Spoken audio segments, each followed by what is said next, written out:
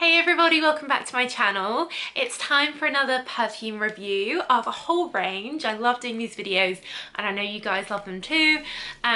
This is going to be all about the Britney Spears Fantasy perfume range. These have been out for a long time and there are 12 different fragrances in the Fantasy range. As always, everything I talk through will be linked down below so you can go check it out. There have been sort of limited editions with like special bottles, but in terms of actual fragrances, there are 12. If you're new here, then welcome.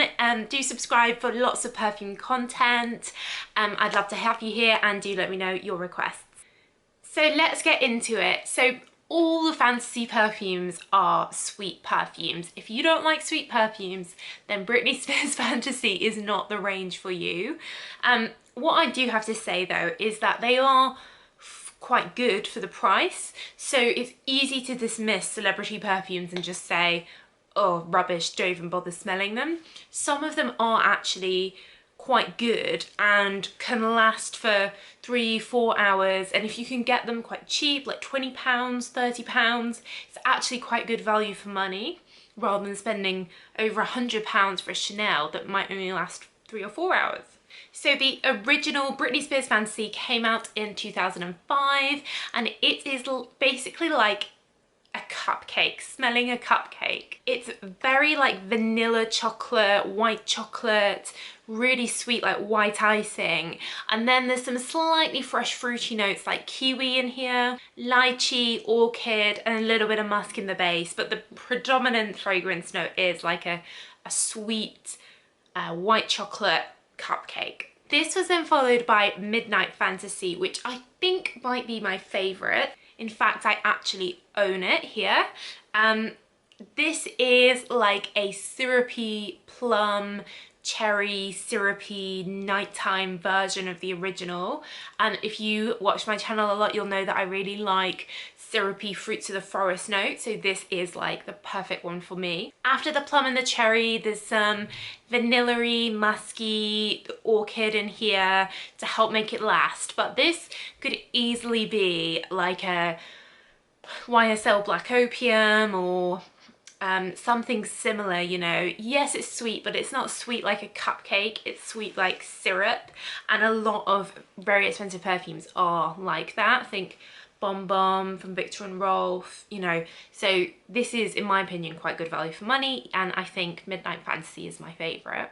Next is Hidden Fantasy, and I think this is my second favourite.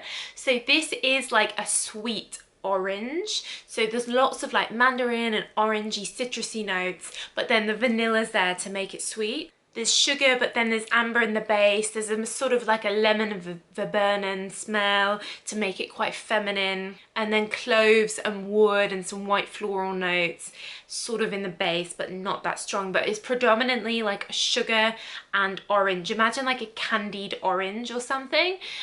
Which is quite nice. I always like orange perfumes, so this is probably my second favourite.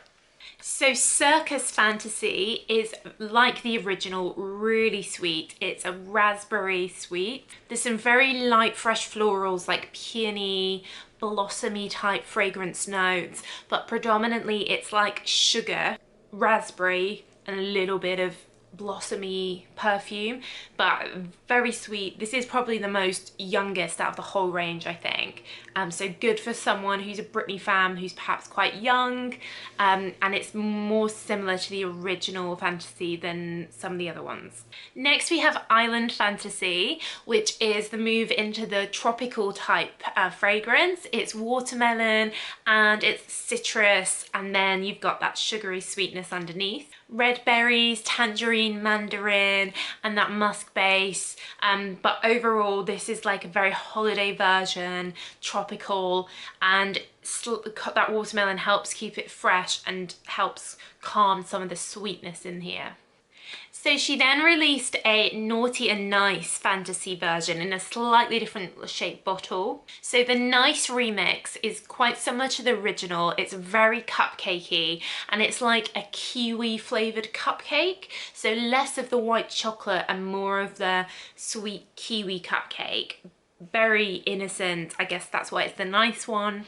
And then the Fantasy Naughty remix is that cupcake, but it's that milky white chocolate cupcake. And then it's got like woody notes in the base, like a sort of tree root type vibe. So heavier, more intense.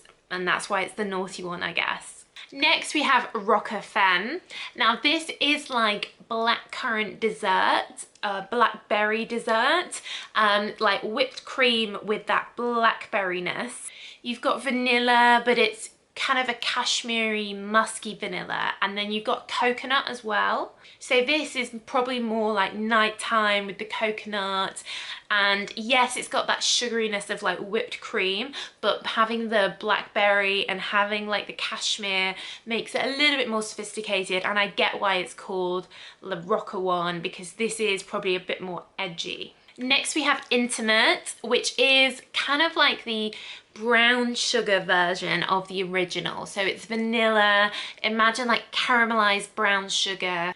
And then you've got a fair bit of musk in this, more so than the others.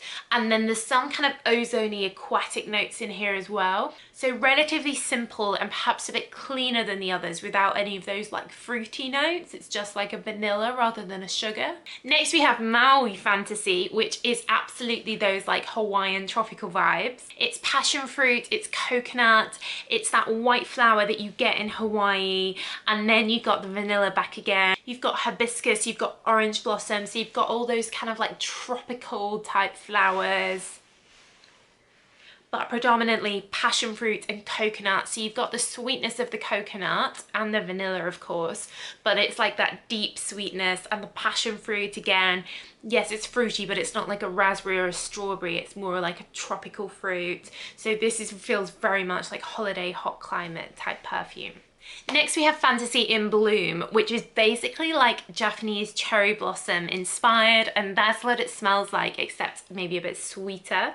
So mixed in with that cherry blossom, you've got vanilla and you've got red berries to help keep it a bit like young and fresh, but I think the cherry blossom is really pretty, very feminine, and the bottle's lovely as well with the flowers. And then finally we have Sunset Fantasy, which is like a milky sweetness with predominantly peach, but also there's some apple and raspberry, some citrus, orange and lemon, grapefruity when you first spray it. But what tends to come through really is that peach and that milkiness.